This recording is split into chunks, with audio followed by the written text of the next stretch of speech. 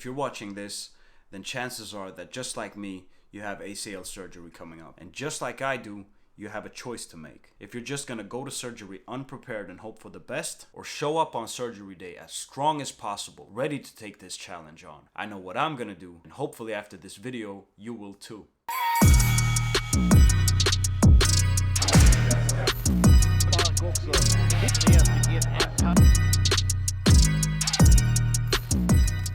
My name is Nermin Mehmedagic. I'm a mixed martial artist, and I was just about to make my pro debut. Coming off a TKO victory in what I believe was my best performance up to date, and one of my favorite fights so far. However, smaller injuries throughout the years led to causing a big one, and my ACL was fully ruptured.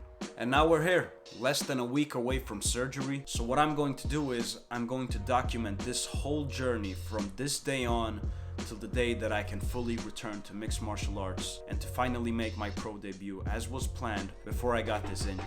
So my physical therapist told me that the stronger you are going into surgery, the better you will recover from it and the faster you will recover from it. And that's all I needed to hear. I've been training for this surgery with the same intensity as I would a fight. All of my focus has gone to being as strong as possible leading up to the surgery, packing on as much muscle mass as possible, because I know that I will lose some muscle. There will be some muscle atrophy, and I just want to make my starting point a bit higher so that when that atrophy starts to kick in, my legs aren't going to be too skinny and they're not going to be too weak in comparison like if I did what I did now, working out and preparing for it. So that is what I've done. That is my mindset going into this. And what we are gonna do now is we're gonna pack our gym bag and we're gonna go hit the gym, and we are gonna work our legs, we are gonna work our stabilizing muscles, and we're gonna try to put on as much mass as humanly possible leading up to surgery.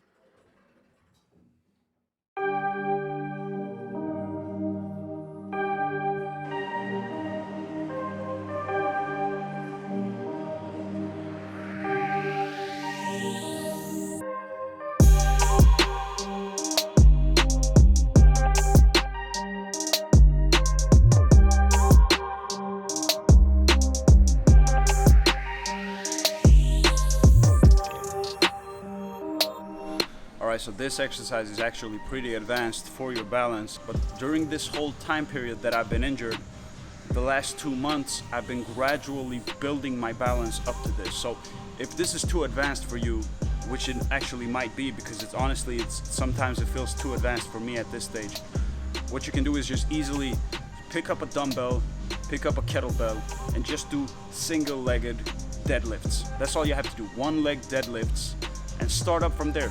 And once you can do that, you can start doing the one-legged deadlifts on a Bosu ball, and try doing that.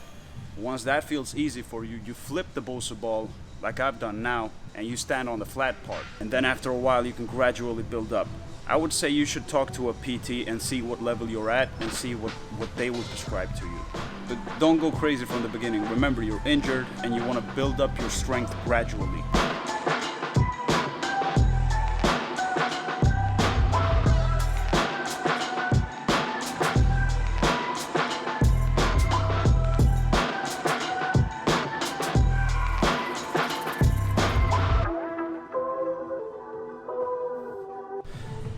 Alright, so we're doing TRX bridges, and this one really sucks. I mean, for your hamstrings, it's awesome. One thing that you want to remember is you want to focus on controlling the eccentric movement. So what is the eccentric movement? The eccentric movement is, imagine you're doing a bicep curl and you contract your muscle. That is the concentric movement. And the eccentric movement is extending the muscle under pressure. It is loading your muscle and extending it at the same time. So I do the concentric movement, I pull my heels towards me and I bridge my hip up as explosively as possible. Everything's relative, I'm trying to be fast with it at least. And then when you extend your legs, you want to count to at least 3 or 4. So make that movement as slow as possible. Now what you do when you're doing this, you're actually working your muscles a lot more effectively, and you are strengthening tendons and ligaments as well as your muscles. So if you're doing prehab or rehab post-injury, I'd say you should start looking into doing eccentric training as well.